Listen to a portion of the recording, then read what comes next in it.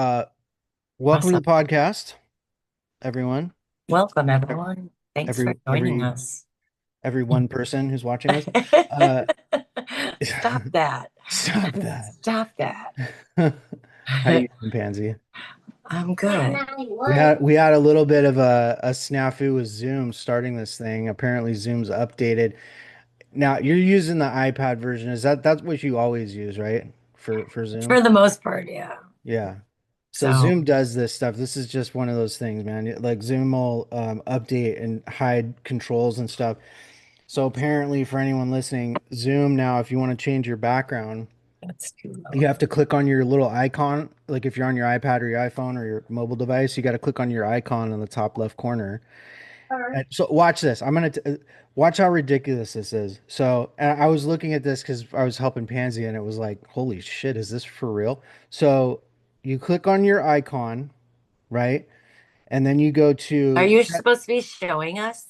well, I guess I could show you here. I don't know. Let me Why see don't if we I do can. that in a minute anyway? Well, anyway. Well, here, Well, don't go let me ahead. lose my train of thought. Here, so I just want to tell people. So you click on your user icon, you got to then click settings, then you got to go to video and effects, then you got to go to You're not sharing your screen, by I the know way. I'm not. Okay, I'm just okay, okay. You're walking people just through telling it. them. Then video and effects again, and then you got to click on backgrounds. So there's like I'll show you guys later in the podcast if you actually want to see it if it's something you want to look at. I think But I do have to have this light on. I'm trying to figure out the lighting around here is not the greatest. yeah, you're fine. Anyways, Yeah, you're fine, Pansy. so Um, so yeah, so today, obviously it's just Pansy and I, but we wanted to talk to and just kind of share what we're doing with our business and how we're trying to, not trying to, but how we're moving things along. Um, but we can get into that.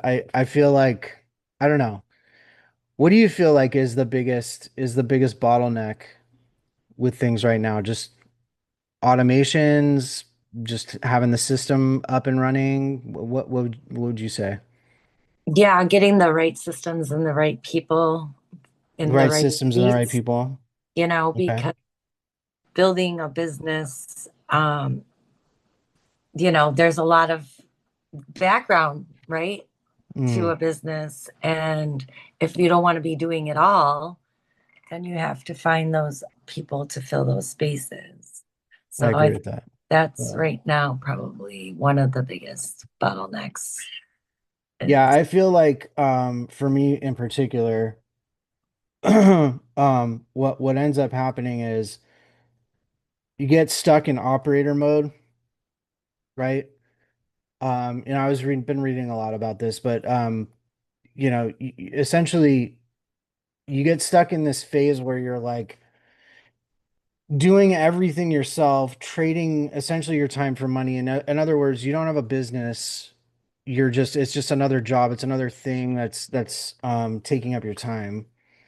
Um, and never escaping, like people never escape that grind. And the goal is obviously to deliberately move, up and out of your business, right? As an I operator. mean, you would think I've met plenty of owners over the years, that Well, still did everything for the most part in their business. We're always at their business. mhm. And I don't know. I didn't like that. I thought, wasn't the whole point of having a business was for to hire people essentially?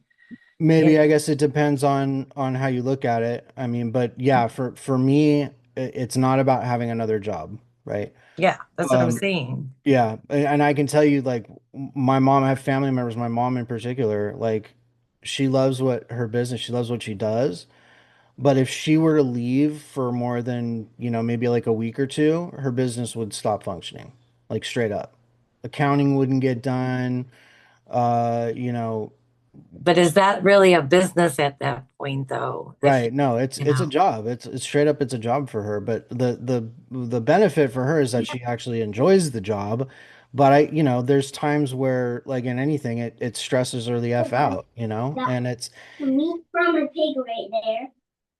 She could have hired people. She could have, and she has employees. She has employees, but there's still this thing where everything needs to go through her. All the decisions need to go through her, and I see it stress her out, and it shouldn't be that way. And that's my first step in, how can you grow yourself, get out of the freaking operator syndrome. I'll just call it operator syndrome where you just can't let go. And I'm not saying I'm any better at this necessarily, but I've been working on really trying to let go, if you will. Because but how do you do that, right? So you've got this, you're building this thing, it's been you the whole time doing all of the things. How do you let it go and give it to somebody else, right? So that's kind of the question. So anyway, that's kind of my first thought is there, people stuck in the owner operator role. Well, you're not really, I mean, you're an owner, but you're essentially the business relies on you, right? Um, Yeah, I yeah. mean, That's honestly, a if you're lot of still, people. oh, sorry, go ahead, Pansy. I didn't mean to cut That's a lot of people's businesses. That's what I'm saying. That's not yeah, really to me a business. a business because Yeah, if you can't step away for anything and you're the only one keeping it going, then what happens if something happens to you? yeah, Then, yeah, you know, I mean, I guess if you pass away, then it doesn't matter, right? Like, unless you were supporting your family on it. But if you were just supporting yourself on it, I guess whatever, a business dies, right? yeah. But And again, it can be there's not necessarily a wrong answer. I think it just depends on what you like, what actually makes you excited to get up. If you getting up every day, you're excited to go in and be the operator in your business, and like everything has to run through you, and that's what you want, and that works for you. I mean, cool. But I would say, yeah, the definition of a business, like if you're trying to build something that's going to last and that's going to not require you to clock in and clock out every day, um, then yeah, you're doing it wrong. yeah, And I'm stuck in that. Look, if you're still the most important person in your business after, I don't know, what would you say, Pansy, after like year three, year four, if you're really still the most important person I in don't your know. I business? can't say, right? Yeah, Because I yeah, haven't even gotten to that point. yeah. But So, I was watching one of Cody Sanchez's videos, and she kind of tells you and goes and breaks down the steps of who your first hire should be hmm and whatnot. And, hmm and how she structures her meetings to keep up with her businesses, right? She yeah, has several yeah, and whatnot. And, um, I mean, I think depending on your route, your path, whatever, whether you have one business or several, there's always some type of interaction with your business, right? You should have an idea of what's going on with your business, yeah. and um, but the whole idea of having businesses is not to do the work though, right? Like not to do all the work in it, Well, but all the way. I would preface, yeah, I'd say not to do all of the work, right? But in the beginning, and this is why, like, well, even I'm with saying all of the jobs, right? Like right, there's all so many right, different hats when you're right, building a business and everything to keep it going, right? yeah, you're gonna wear all the If hats. you wear all the hats, possibly you're gonna move slower. Hmm You're possibly gonna miss more mistakes, right? Have possibly more mishaps that way hmm versus finding those people that understand that hat, right? Are hmm always already wearing that hat hmm and can help you with your business. And you can, you know, be the one who essentially checks up on everyone, right? Like periodically. Yeah, I would say, so I was talking to James yesterday, and he kind of walked me through some interesting some interesting points, but it's like one is you got to know what you're good at and what you actually get energy from doing, right? Like what if there's activities or actions in your business that you actually get energy from that bring you like, get you excited and give you energy. Like what are those things? Name those things, right? But you also have to understand your values, right? What do you want your business to even be, and what do you want the culture to be? Because before we can start talking about hiring people and bringing people on, there's got to be standard operating procedures in place, right? So Yes. you've got to have to get yourself out of that operator role, right, where you're wearing all the hats and you're doing all the things. You've got to have some kind of system in place. And if you don't have standard operating procedures written down, repeat like what does that mean? Basically all of the repeatable components of your business, if you don't have those things standardized and written down in steps that you can hand those functions off to somebody else or maybe even hand it off to AI, then you don't have a system, right? Like you can have a CRM and all that stuff, but not have a good understanding of the repeatable processes in that system that you can offload to someone else. So that would be the next biggest thing is to look at whatever business that you're building, look at the repeatable tasks in your business and start building out standard operating procedures.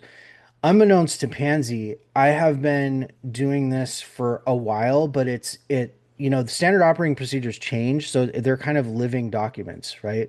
There's nothing wrong with just opening up a Google Drive folder, creating a spreadsheet or creating a doc and writing down the different tasks in your business and the steps to accomplish those tasks in your business, right? But I would expect that as the business grows and changes, those things are going to change too, right?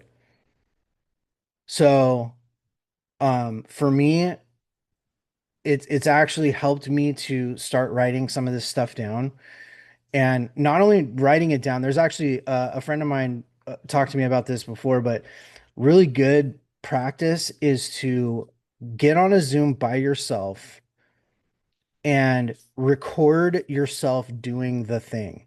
If you can, if it's a virtual thing, like if it's something you're doing on the computer and you can record it on Zoom, get on a Zoom and record yourself doing it. And then you can play that back to yourself that'll help you write down what that process looks like. Nowadays with AI, like literally you can dictate to AI, you can speak to AI like, hey, this is what my business is. One of the things I do in my business is XYZ. And in order for me to do this thing, I have to first do this. You can talk through it. You can literally dictate it out to AI, and AI will help you create a stand. This is why I love AI for a lot of this stuff. So, because it can help you do a lot of these things quickly. So, again, figure out what are the repeatable things in your business and build out standard operating procedures so that, and I don't know how you feel about this, Pansy. Maybe you can tell me how you feel about this, but like if I were to hand you off a standard operating procedure, obviously the more concise it is and easy to understand it is, the easier it's going to be for you as somebody like, let's say you're a brand new employee, right? Or better yet, because I see you, Pansy, I honestly see you as a really good, you're definitely a visionary, but I see you as a really good manager too of people. So like if you have to manage people and you're managing a group of people and you have to make sure that they understand the roles that they're in and the steps that they have to run, that they have to perform in their job role.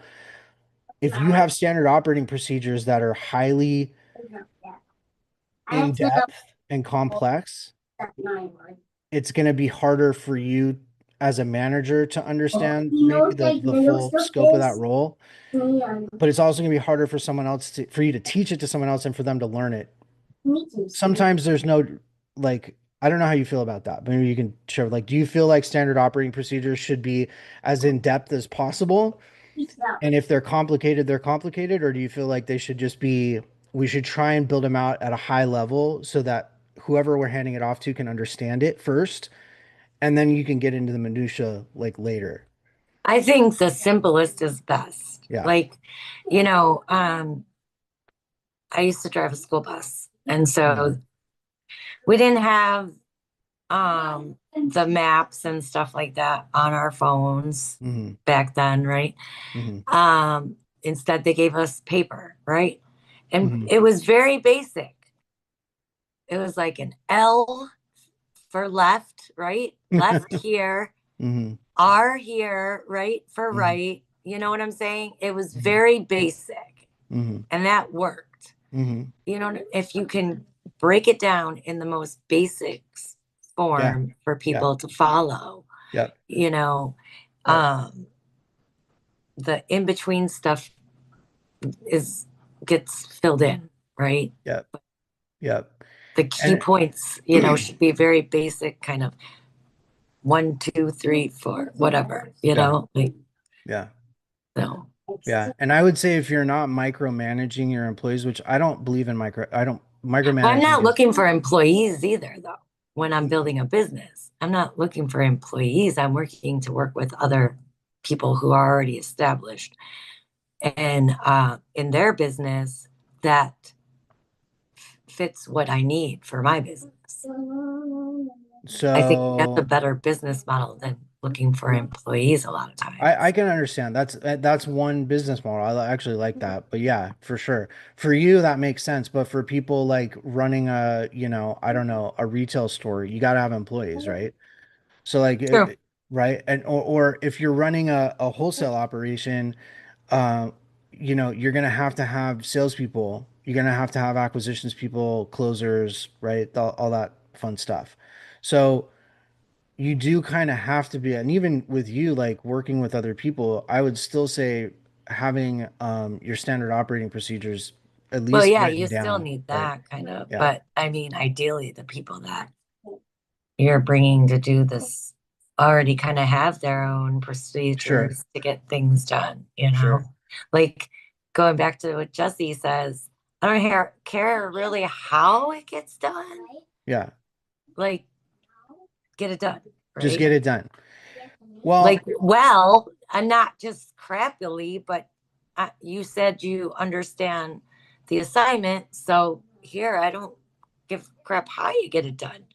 yeah. Just like if I say go to the store and get me whatever item, Mhm. I don't care which store necessarily or whatever, but I want that particular item. You know what I'm saying? Like how you get there and where you get it from doesn't always matter so much as are you bringing that particular product or item. I get what you're saying. I get what you're saying. It doesn't all have to be like step one, two, three, four, five, and like written down to the infinitesimal, you know, um, what am I trying to say? It doesn't have to be overly complex, all step by stepped out and everything like that. Like not everything in your business needs to have a standard operating procedure. And some of the simplest things, like, if you're bringing other people in and they understand the role, maybe they can come up with a new procedure, right? Or a better procedure that you haven't thought of. Yeah, if you're willing and open to listen to others, sure. Yeah, I'm kind of with you. I feel like standard operating procedure. Now, if you can get away with it, there are some things that are just complex that need a step by step guide. And for example, in the cybersecurity world and the world that I work in, customers of our company have to understand how certain things work. So we have to give them step-by-step guides on how to set things up. Because if they don't follow the steps right, there's a certain order things have to be done in, and if they don't follow that order, it's going to get all jumbled up and it's going to be a giant mess. So we spend a lot of time when we figure things out, we spend a lot of time simplifying it, but giving our customers step by step instructions on how things work and how things are supposed to be set up. but also that the same thing goes internally too. For internal job functions, there are procedures that have to be followed internally. And as a business grows and gets bigger and bigger and becomes more bureaucratic, that's kind of the unfortunate side effect as more and more people come in. And as a business gets bigger, it's going to start to become more bureaucratic, right? I think for most people, they're not quite at that point yet, but you want to have things as simplified as you can get them so that these roles can be handed off to the right people without spending a whole lot of time micromanaging them. That's the idea. And the easier you make that for yourself, the easier it's going to be for you to start to separate yourself from your business or essentially fire yourself from all the roles that you're currently in, right? All the hats that you're currently wearing.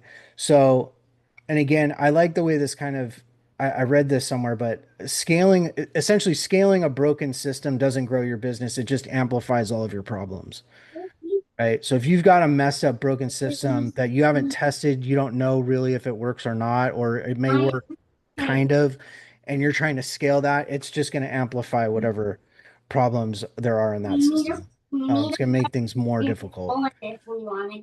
So the next thing is, and this is something I really like, the cash flow litmus. I forget where I read this from, but and maybe I you just can heard that recently. the cash flow litmus test, Yeah.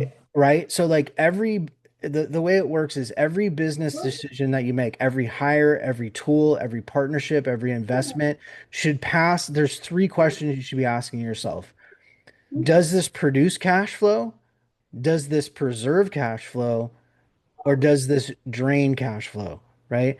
If the for so if the answer is number three, it drains cash flow and you can't directly connect it to producing or preserving future cash flow or cash in your business, then it's a liability masquerading, as a strategy, basically, right? So you got to be ask those three questions. Whatever decision you're going to make, does it produce cash? Does it preserve cash or does it drain cash? And if it drains cash and you can't link it to something in the future producing cash or preserving cash, then it's a liability. And there's nothing wrong with adding liabilities to your business as long as it's helping the business grow or function at a higher level, right? Or produce, be more efficient in some way, right? And you can see the return on that new liability you just added to your business, right? There's always got to be a return. Otherwise, this is how businesses they get drained and die on the vine, right? Um, and I've fallen into this trap. I've fallen into this trap a few different times. These things that we thought we were adding to the business, we thought were gonna, potentially help us in one way or another, ended up just being a drain on cash flow or a drain on cash. Didn't really produce anything. Um, but again, it's hard to know that. And sometimes you just got to take that risk, right? But for example, like this is your this would be like the real estate underwriting philosophy, right? Essentially applied to your business, right? Does this thing that we're going to add or this new thing that's going to cost us money, is it going to produce cash flow? What's the return on investment for this thing that we're going to do, right? Um, like what would you say, Pansy, right now, like what would you say are the top five? And there's not like a right answer necessarily, but what do you think the top five business expenses are for new people getting into real estate investing, or even wholesaling? What do you think those top five expenses are? Actually, Uh, not even top five. Let's just say top two biggest expenses. I would say education is Interesting. one, Interesting. like Yeah. taking some kind of course or, Interesting. joining a mentorship or something like that. Yeah. I would say the top two are always going to be leads, marketing and leads, right? Sales, leads and sales, or just honestly, the top two could just be leads and leads. Um, but if we're talking about a wholesale operation, that is, right? If we're talking about a Oh, wholesale well, yeah, I operation, but guess. yeah, Well, you're then not wrong. wholesale, yeah, it would be more about that. the leads, yeah, the lead I, generation. I honestly, I would not say you're not wrong because you're going to pay for your education one way or another, right? Well, yeah, but not a lot of people delve too much into like the actual in my like what I've seen about the wholesaling thing. Yeah. Like, but they're interested usually more like ourselves. We were more interested in the actual purchasing, right? Hmm. But that's where a lot of people start is the wholesaling. Hmm. Well, I know that's where I started. And by the way, um, the biggest expense was spending on leads, marketing and leads. Like that's literally what most of the money went to. Our CRM system was, to get a CRM system put into place was not that expensive, right? Yeah. It's your average CRM that you're using for any business. I mean, it's like what, 90, 100 bucks a month maybe. So it's not like if 100 bucks a month is what's going to hold you back from doing business, then you've got a bigger problem, right? I would say. Um, But a lot of people are restricted that way, they make just enough, yeah, right? yeah, And nowadays, with the way the flipping prices are I know. rising, it's ridiculous, right? Well, that's where someone like myself or someone like you, someone like Randy, when Randy was with it, like you work with someone who has the system. Like you jump on their team until you can figure out how to do it I mean, yourself, if, right? yeah, that's building relationships with Yeah, which people, bring, yep, right? I yep. was going to say it's probably going to be a different answer for different people, Hmm. depending on where they're coming in to the business and real Yeah, estate and yeah, whatnot. Most of my expenses were travel yeah. and Travel. paying for events and whatnot. Like that's been my biggest Interesting. Interesting. Well, and expense. that's because you were for a long time, and you still are a connector, but that was like your main thing, right? You were going and building your network, building your relationships in the business, right? Well, So, yeah, yeah. I mean, I knew I needed to build more relationships. I've always mhm, built, uh, you know, had quite a few people mhm. and relationships, but not quite the people I needed yet in life, right? Which is fine. Yeah, yeah, yeah. Yeah, I mean, they That's the way say, it goes. the the teacher shows up when you're ready, Yeah, and the people show up like right when you're yeah, ready. And so, yeah. That's a really good point. Yeah, that's a I've heard that before. I actually like that a lot because it's true. Like when Pace says stuff like that, like you haven't earned. I'll hear him say this every so often, but like you haven't earned the right to ask the question that you're asking. Do you know what I mean? Like he'll say that and a lot of people hear that and be like, "Well, that's kind of an assholey thing to say." Right? But he's right. Right? Because the question that you're asking, you're not there yet. yeah, you skipped the middle, right? You Yeah. started at the beginning and then you kind of Yeah. wanted to go to the end. Yeah. Yeah, I used to do Yeah. that with books. I I still do that. Like I you would go to the you end and read a little bit and then go to, I'm yeah. like, let's get the gist of things. Yeah. So, Well, and it's true. It's like you haven't paid your dues yet to have earned the answer or to earn the right to ask the question that you're asking because you don't even just like you said, you don't even understand steps one, two, and three yet. Right. And if I were to give you the answer for the question that you're asking right now, it's just going to confuse you more.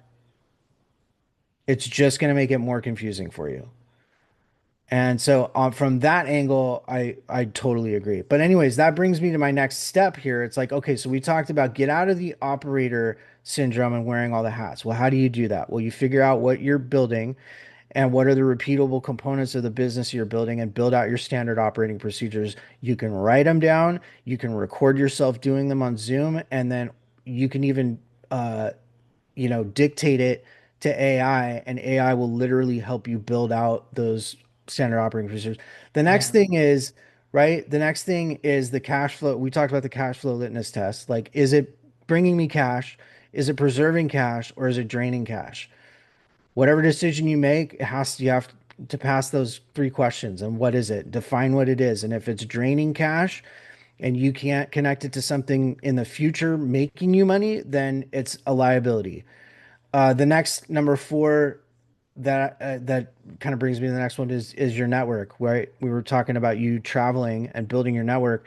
Actually, when I first got into this, I spent the first, I don't even know. Well, I mean, it took me a year to get my first deal for crying out loud. But I mean, if I'm being honest, I wasn't putting a lot of time into going after a deal. I was spending a lot of my time learning, just educating myself and then networking. That was like it. That's all I was focused on. And so, you know, stop trying to, I would say quality beats quantity when it comes to networking, right? I watch, you were talking, we talked about this when we were at Squad Up, but it's like you see people going around just meeting everybody, which is fine. You know, if you're like a social butterfly, cool. But like, what are you getting out of any of those conversations? Like, if Yeah. your goal is to just go up and meet someone for 5 minutes, take a picture with them, and get their phone number and walk away, like, you haven't built any kind of connection. You're probably going to forget who that person was, maybe, or what they do or what value they bring. Like, Pace was even says, like, look, if you're here at Squat Up and you don't walk away with at least 10 to 20 good, solid relationships, you're wasting your time. And I realized to get that many good, solid relationships, I wouldn't put that much pressure on you. So I would say walk away with 5 good relationships, right? Because then you're going to focus maybe more of your time on actually trying to build that connection than trying to move from group to group to group or whatever, right? Just meeting as many people as you can. So I don't know. How do you feel about that? Um, I I again, it's different for everyone. Well, Everybody's how do got you a do different. it? What's your process for it for networking? Um, I don't know. I talk to everyone almost. That's it. If they're interested, you know what I'm saying? Like you, Hmm. I could tell if somebody's interested if they want to have a conversation or not.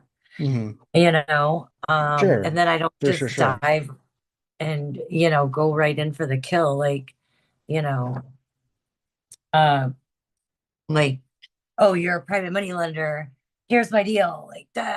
You know what I'm saying? Like, you kind of you got to talk to people and get to know them first. But that's what I'm saying. You You're know? really good at that. Like, you're really good at building relationships with people, and it's not done by just spending 5 minutes with somebody, right? Like Oh yeah. right? You gotta, like, if you're gonna build quality over quantity when it comes to networking with people, there's got to be intention there. Like, you gotta, Well, I think like, and I believe JJ has said this quite a mhm, bit, is be interested, not interesting. right? That's a good So, point. and that's my approach. I'm interested in who are they, right? And I don't even like, what do they do? Like, what are you passionate about? Like, Yeah. what brought you here? Like, you know, I would what got you simplify here? it down. Oh, sorry, go ahead. Yeah. What did you say?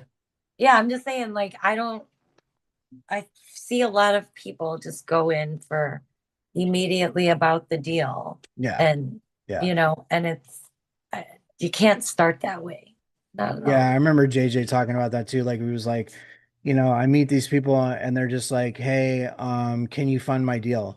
It's like, wait a minute. First of all, who are you? Do we know each other?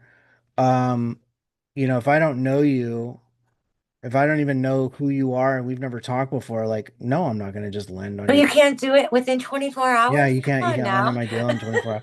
Hey, look, you know what? Some people will do that, right? But you gotta that would be a flip-flop on the responsibility side of it. I would say if you're borrowing money from someone that's willing to lend you money in 24 hours or less without knowing who you are, without having any kind of relationship with you, I would watch out.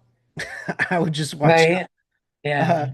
Yeah. They so they be either don't careful. know what they're doing or they really know what they're doing. My brain goes to either one of those, if they absolutely don't know what they're doing, or they 100% know what they're doing and they're just trying to basically loan to own, if that Yeah. makes sense. Like they're trying to But take your property. wait a minute. But before you say that, though, Hmm.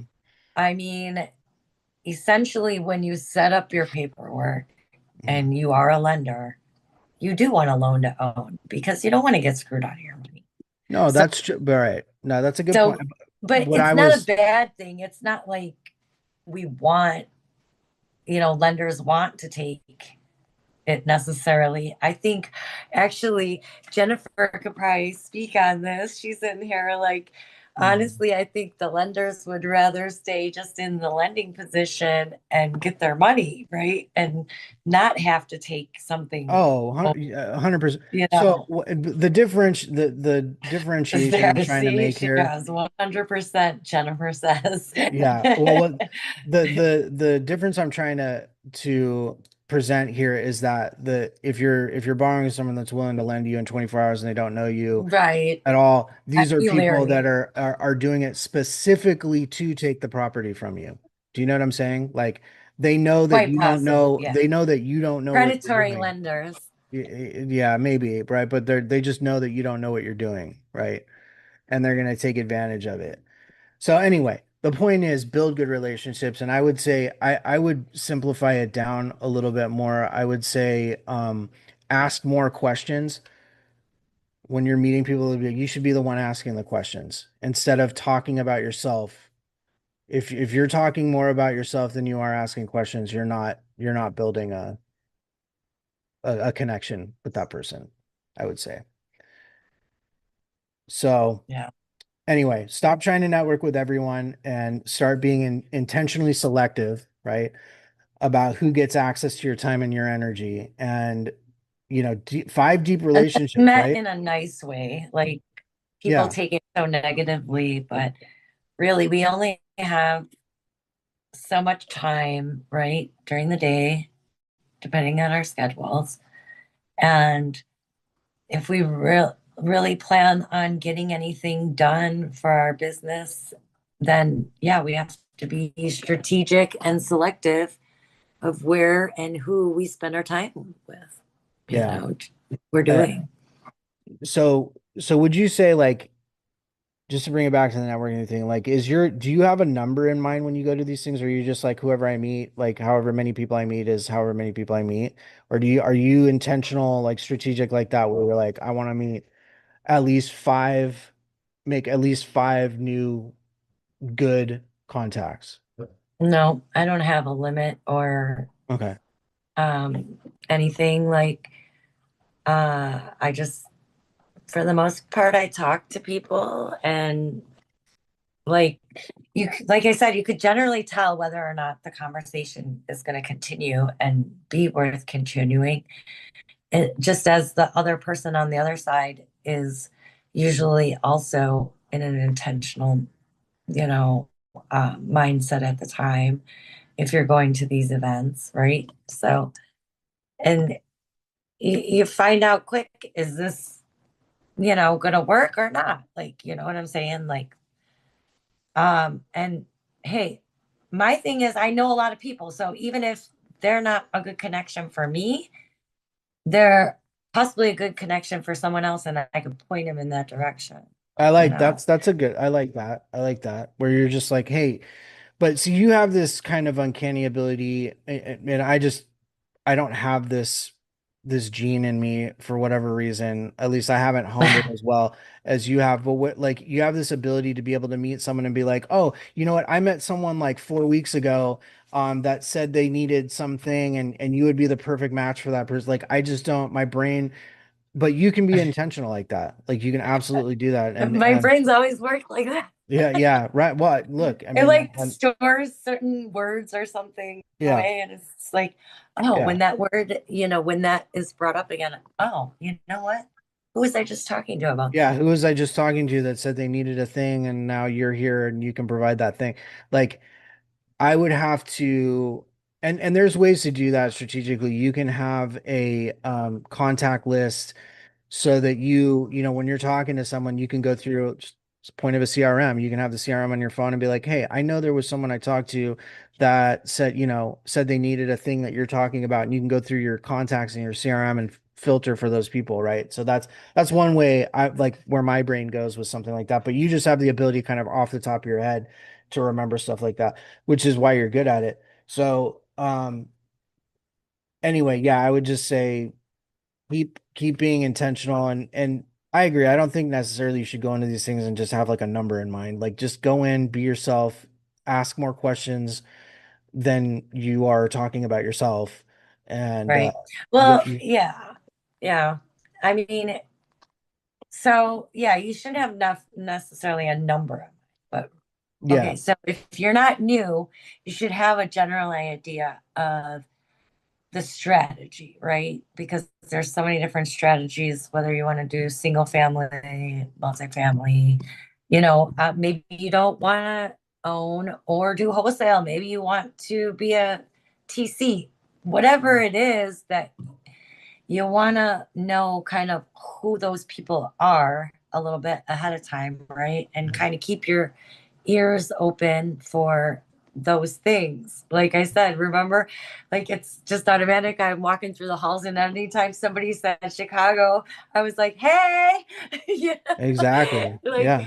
and so when I hear certain things, I'd be like, hey, Yeah. I'm looking for you type Mhm. of thing, and don't be afraid to speak up and walk up to people and Well, you you've know, immediately got something that you can connect on, right? This is like yeah, but they're yeah, right. yeah, you're looking for certain things and like Mhm. we've talked about this, like the car thing, if you're looking for a certain kind of car, all of a sudden you start spotting those types of cars. Mhm. When you start being intentional and you're like, okay, well, maybe today I need people who are doing co-living Mhm. and I need to find TC services, Yeah. this or that. Like I'm looking for people who are investing, say, in Tennessee, right? Yeah. Multifamily or Yeah. something like that. You start to hear people, Yeah. you start to see people, right? Yep. Like, 100%. so, Yeah, that's your brain's what do they call it? Reticular activating system, where you're being intentional. You know what you're looking for. You've got a thing in your mind about what you're looking for, and now your brain just starts looking for it, right? yeah. And It's it it's becomes the more noticeable. it becomes more noticeable. Yeah, your example of like when you buy a new car, you get a new car, and now everybody's driving. You notice everybody else around you is driving that same vehicle. That's your brain's reticular activating system looking for similarities, looking for patterns, right? So that's why it's important to know what you're looking for before you go into these things, or at least have an idea of who you're looking for and what you're looking for. Anyway, so the next thing is, and I actually wrote this one down, the master the art of calculated risk. I really liked this one. Master the art of calculated risk. Entrepreneurs who succeed long term aren't reckless risk takers. They're calculated risk architects. They study the downside before they chase the upside, right? The framework is Mhm. before any major move, just like when we talked about the cash flow questions, right? Before any major move, answer three questions. What's the worst realistic outcome if this fails? Can I survive or recover from that outcome? And what's the cost of not doing this in 12 months? I really like that Yeah, because that puts it in perspective. That's why a lot of these spending decisions, people don't spend a little bit of money because they're trying to save money, but what they don't realize is they're actually costing themselves even more by not doing that thing, right? yeah, I Because agree. it Yeah. because they haven't thought about that or whatever. That just I've always felt that I was pretty good about evaluating risk um Mhm. in many situations. And like I, I don't know, at this point, as many times as I've started over in life, like the worst case scenario is, like if something doesn't work, then you start over. Yeah, yeah. You Yeah. know, you But start, sometimes like look, some people are not like you were talking about like a 70, 80-year-old person who's trying to start a business. Sometimes like they wouldn't be able to recover necessarily, depending on how bad it was. So you do gotta like, I'm well, yeah, not saying like it takes the bigger the mistake, the longer it's going to take to recover. That's the truth. Um, but the question is more not necessarily how long it's going to take you to recover from it. It's will you survive it, right? Are you going to be able to survive the worst case scenario? So the idea is like if you're going to be able to survive the worst case scenario and the cost of inaction is really high, then you move. That's all there is to it. You move, you do the thing. well, we have a saying where I grew up, Uh-huh. but did you die? Right. Right, right, right. That's the same. That's what Pace is like has said something similar like, did they take your birthday from you? Did they I take your mean, birthday away? obviously, I survived quite a bit growing up and, Yeah. and Well, adult life and whatnot. And so, no, I did not die yet. no, that's one of the things I admire about you is that you are a survivor, but yeah, you don't let even though look, sometimes we get close, you don't let shit take you out, right? Not So completely. I not can't. completely. I can't. But I that's might get those sick. are the people I want to work with. This is what we were talking about at Squad Up. I want to talk to the people.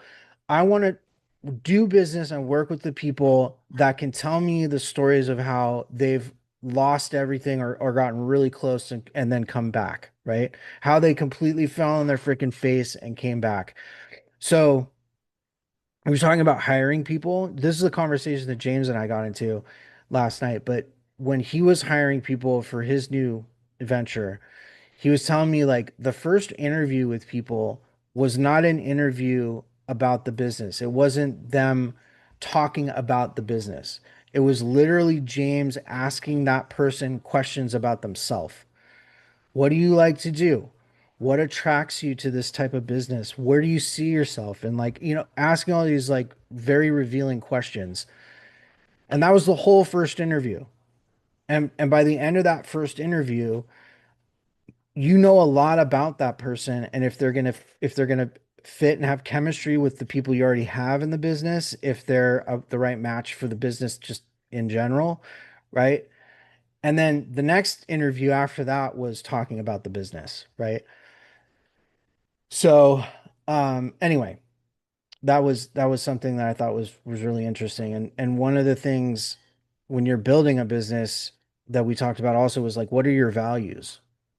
And I thought it was James said something really interesting. Like you don't, if I were to ask you, Pansy, what are your values? I'm sure you could rattle off some things to me like, integrity, perseverance, intention. Just people will rattle things off like this. But the reality is, and I actually agree with them, you actually don't get to choose your values. And what he mean what I believe James means by that, and when I'm saying James for people watching after the fact, I'm talking about James Ziegler. He's one of our friends. He's got he's the founder of the Founders Forum, and he's doing some big things with his consulting and education stuff. But anyway, he was talking about you don't get to decide your values. The values that you actually have when you actually dig into it, the values that you actually have were developed in you over a long period of time. These aren't things that you just get to go, oh, well, I think my value is this and this and this. Like, no, like it takes a little bit of actual digging to really determine what your values are, but you should really narrow your values down to like two or three things. And once you understand what those two or three things are as far as your values, um, then you can start to figure out what are you good at and what kind of business should you even be in to begin with. Although there's always the argument that, it's not about always going after what you're passionate about. There's plenty of people that have made a lot of money doing things that they were not passionate about at all, right? Right. but it's not always about just making a lot of money either, right? So it just depends on who you are and what you're after. Um, what I will do, I will provide you guys after this. I'll put this in the show notes. But I'll give you guys the kind of the guidance to how to really determine what your values really are. There's some really good online resources for this stuff. So if you're watching after the fact, check out the show notes. I'll put a link in there with some resources for that. But really figure out what your values are and what you are really after I before you. like what Jennifer dropped in the chat. Align with your assignment, determine your core values, and then your team will align with you. Yeah, I like that. That's really good. Align with your assignment, determine your core values, and your team will align with you. It's just the same thing like if you just be yourself, your tribe will find you. You know what I mean? And I agree with that. Yeah. A couple of years ago, someone had said something to me, along the lines like, well, I don't just have people, you know, knocking on my door, basically. Um, and she said it kind of rude in a rude way. And I was just like, well, um, like if you do certain things and just be yourself, right? The right people are attracted to you, Yeah. right? Yeah. Like that, you become a magnet for the type of energy you're putting out there. So clearly, I've been putting out good energy for quite a while. Yeah. And so I think people just need to realize that like you're a magnet.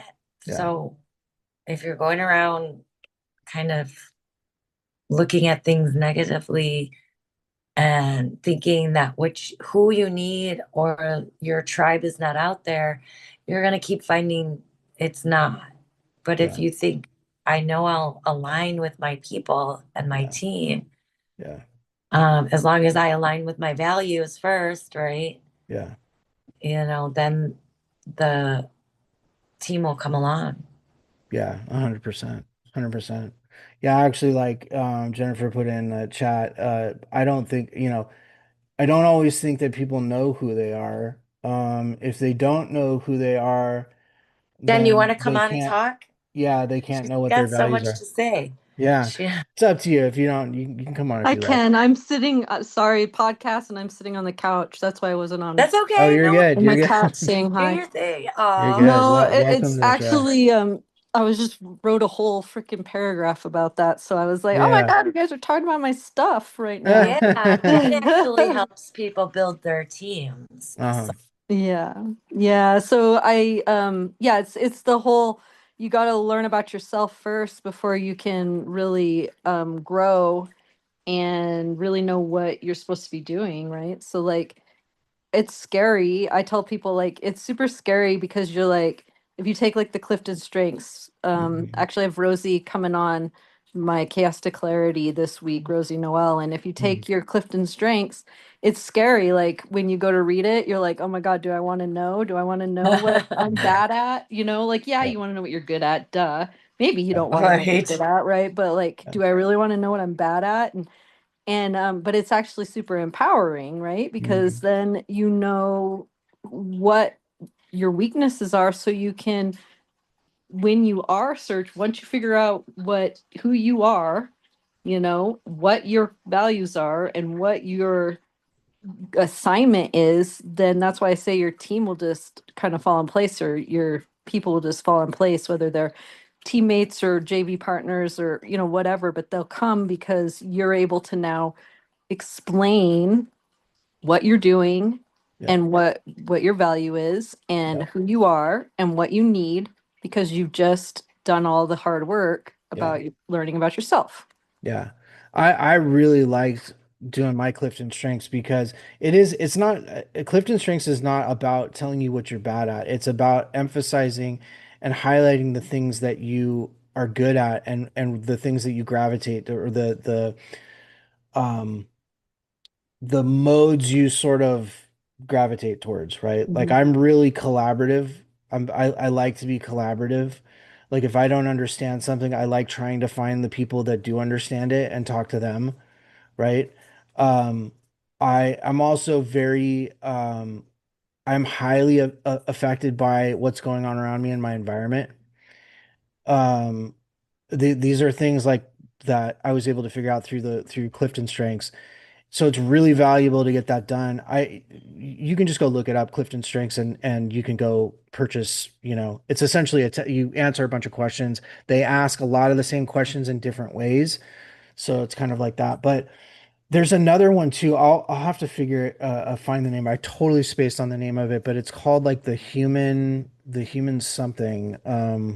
Anyway, but Design. is it maybe it's the human design? Yeah. Okay. So and that's another thing based on you know your strengths, your not even just your strengths, just like who you are at your core. Um, and that's really helpful too.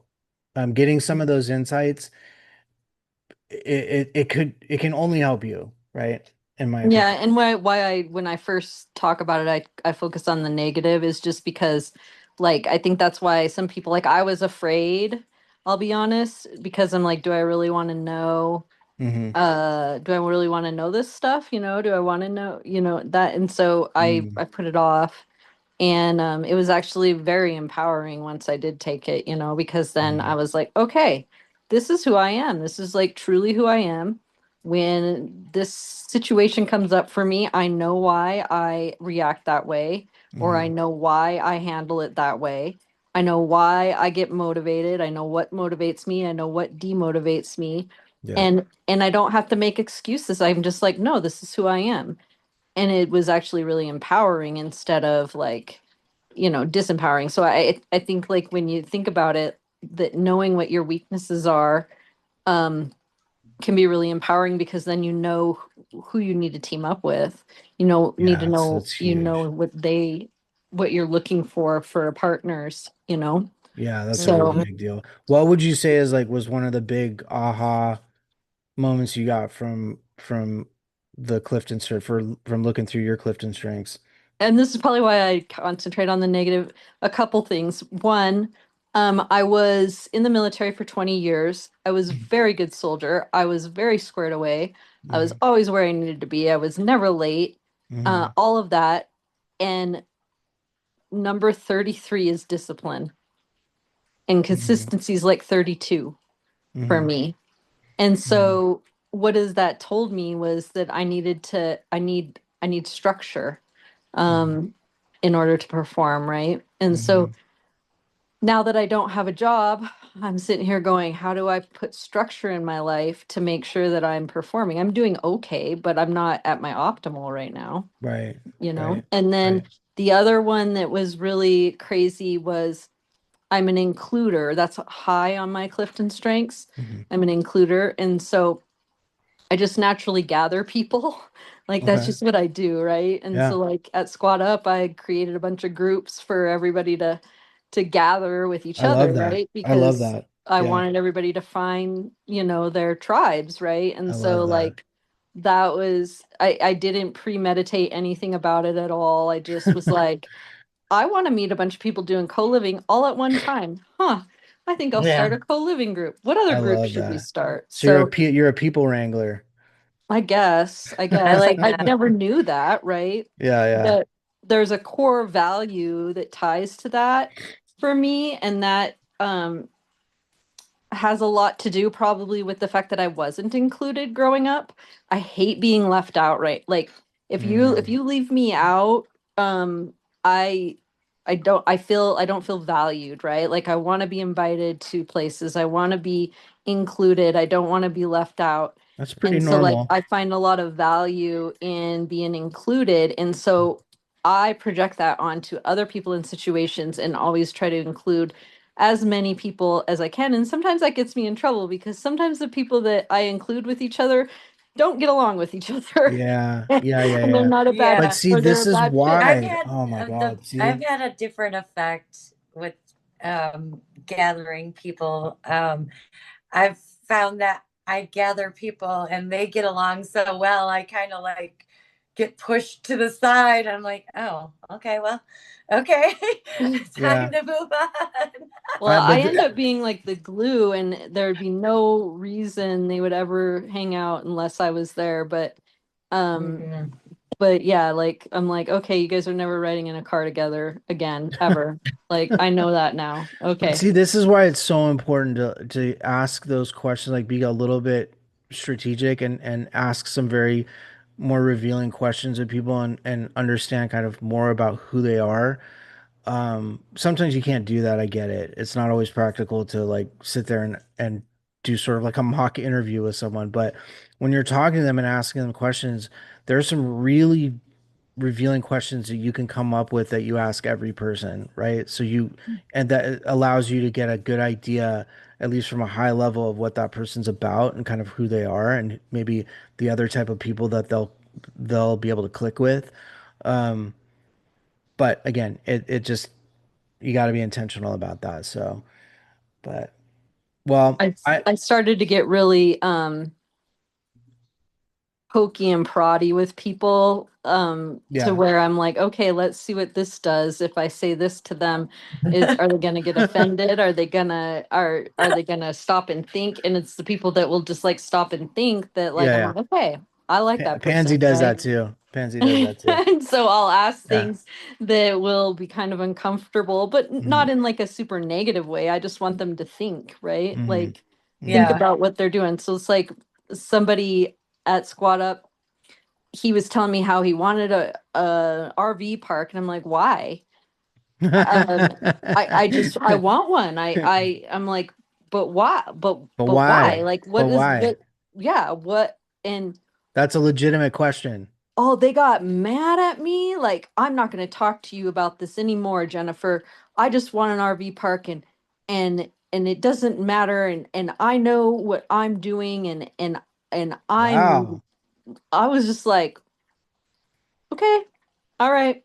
But Yeah. so you don't Yeah. know you and he was somebody, I will say that was very aware, like lots of meditating, lots of this, all of that. And so I thought he knew why. Like I thought he was going to have some profound answer. And I it can tell was, you, I can tell you just from experience, people who meditate and who propose or even seem to be deep thinkers was for certain things like, you'd be surprised, right? They don't have it all figured out. He maybe knows from the deepest part of his gut that like he wants an RV park, just probably to prove to himself that he can get one and can do it. And beyond mhm. that, he probably hasn't thought too much beyond And if that. that's the answer, then that's the answer. But Right, you Yeah. got to have right. a why, right? Yeah, Like, yeah, yeah, yeah. 100%. Well, Yeah. I and think some I'm with you. people, Oh, go yeah, ahead. can get easily offended by the way they're asked. I mean, I've had the same Well, thing. Like, because you're forcing him to think about it. yeah. It's painful, right? To actually put some thought into something and really think about what you're doing before you do something can be a little painful sometimes, right? So, yeah. That's Yeah, I hard. like to that's my new fun thing is like making people think about what Yeah. if they walk away from a conversation going, huh, I like it when I people like doing that. challenge. I like it a lot of times when people challenge my whatever my status quo is, and they really want, because it makes me think. Like sometimes it's uncomfortable, but I actually ultimately I like it. I like it when I people prod me a little bit. He doesn't like it at first, I but don't he, like it at first, but Well, ultimately I do like it. I And, think and that and that's like not it's always all true. about Sometimes I how like you it at deliver first. it. Sometimes it'll make me think in the moment. It's all about sometimes how you deliver it too. Like you got to be kind and stuff when you're poking at them a little bit. Like there's a way to for come at sure. it with love, right? Like, Yeah. but yeah, it's been Yeah. my new thing. I'm like, you don't really know why you're doing that, or you don't really understand why you're doing that, and you need to, or you're not going to be successful. So let me point it out to you. Yeah. Yeah, Some it's true. And people that's appreciate it and some don't like it at all. no, and if they're honest with themselves though, even, after the fact, if they're being honest with themselves, they'll appreciate it later on when they're, Yeah. you I've know, had instances, where people have asked me things and agitated me about it and yeah, whatnot. And I'm just yeah, like, later, I'm like, why did that bother me? Like, you know what I'm saying? Like, okay, let's talk, let's think about this. Why did that Mhm. question irritate me? And yeah, can I answer it? Or, you know what I'm saying? Whatever. So, yeah. I mean, I guess it's going to happen sometimes, right? How are you going to choose to go from there, though? Are you going to get mean with the people or just be like, you know what? You gave me something to think about. Let me come back to you. Yeah, that's a perfect response. Just look, you know what? You gave me something to think about. I haven't quite thought through that part of it. Let me think about that and get back. It doesn't have to turn into like I'm never gonna talk, I'm not gonna talk to you about this ever again. But some people, again, it's just in the moment, people get get intimidated, right? Or they feel like they're being pressured to maybe give you an answer that you want to hear. Maybe I don't know. People are strange with it. But it clearly means that they haven't thought through the thought through it all the way, right? And I'm guilty too. I'm not, don't get me wrong, I'm totally guilty. So but anyways, we're at 6:38 right now, so we're about a little over an hour. So I think we're Yeah, this gonna, was good. yeah, this was good. Look, if you guys got anything out of this, please like and subscribe, let us know, or just DM us and let us know. I'll Share put with those, somebody. Yeah. yeah, share with somebody. I'll put the resources in the description once I get the edited version of this up. But really start with figuring out your values and figuring out like what you actually are good at and what you want to accomplish before building anything. Even the best, systems, the most successful systems, people, they don't build it before they know what people want, right? Or what problem they're going to solve, right? Because honestly, nobody cares about your business or your system, um, if it's not solving if it's not solving a problem, right? So anyway, I will leave it at that, but I appreciate you, Jennifer, jumping on. Thank you for jumping on, Yeah. Thank you. Thank and having you. a conversation with us. And then obviously Pansy, thank you for being here, and we will catch you Thank, guys on the thank flip side. Appreciate you. Mm. See you guys. We'll be back next week.